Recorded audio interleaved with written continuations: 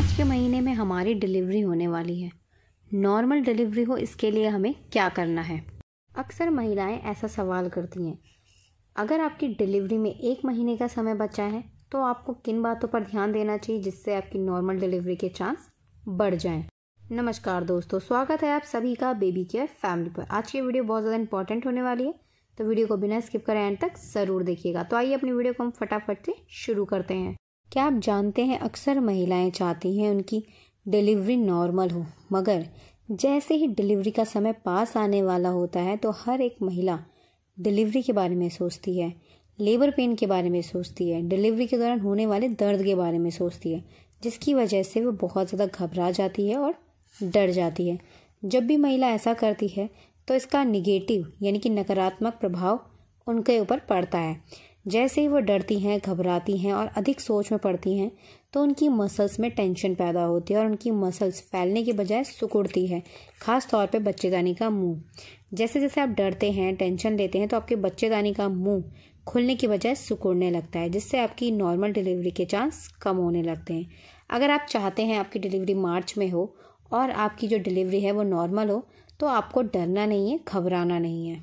Labour pain की सही जानकारी रखनी है कि लेबर पेन कब आते हैं, कैसे आते हैं। लेबर पेन आते हैं तो उसके बाद आपको क्या चीज़ें करनी है।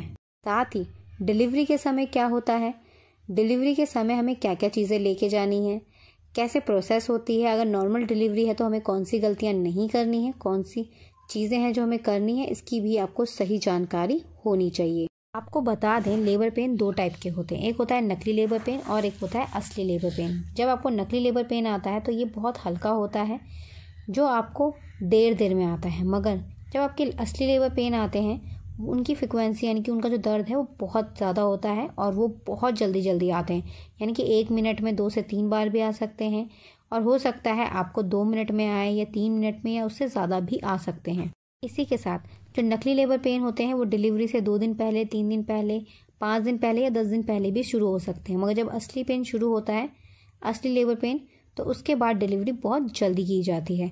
जैसे आपके लेबर पेन शुरू हो आपको तुरंत डॉक्टर के पास जाना चाहिए। जब आपके असली लेबर पेन हो, असली और नकली लेबर पेन को आपको समझना होगा और जैसे असली लेबर पेन शुरू हो तुरंत डॉक्टर के पास जाना है। लास्ट टाइम पे आपको अकेले नहीं रहना चाहिए, आपके आसपास कोई ना कोई ज़रूर होना चाहिए।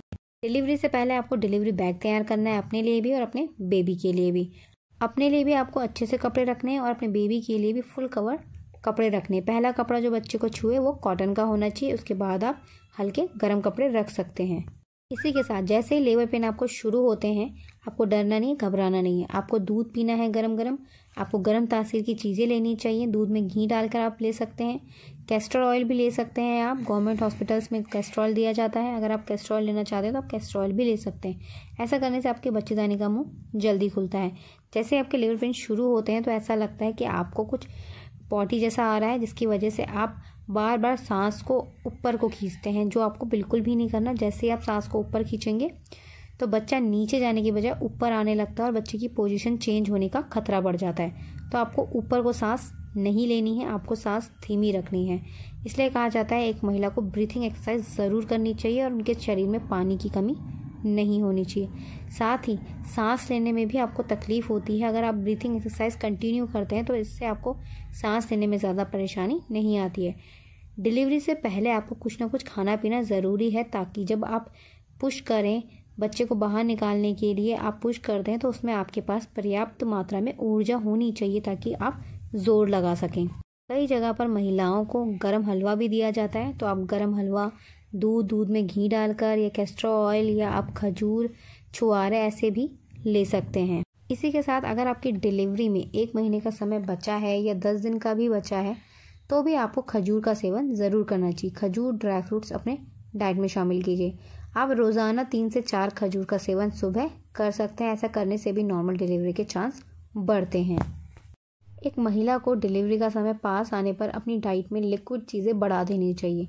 जितना आप लिक्विड लेते हैं उससे क्या होता है, आपको कॉन्स्टिपेशन, गैस या लूज मोशन जैसी प्रॉब्लम्स का सामना नहीं करना पड़ता।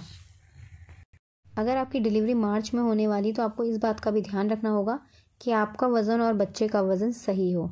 बच्चे का वज़न ज़्यादा कम ना हो और बहुत ज़्यादा बड़ा भी ना हो।